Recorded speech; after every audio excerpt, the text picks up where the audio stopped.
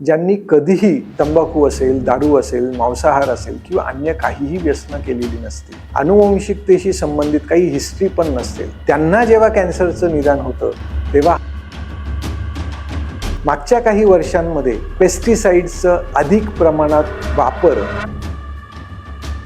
त्यातलाच एक पुढील भाग इज मायक्रोप्लास्टिक्स मुळे सुद्धा कॅन्सरचं प्रमाण वाढतंय. मायक्रोप्लास्टिक्स आपल्या शरीरात कुठून कुठून येऊ शकतात. म्हणजे जरुरी नव्हे की प्लास्टिकच्या बॉटलमध्ये पाणी साठवून पिणे.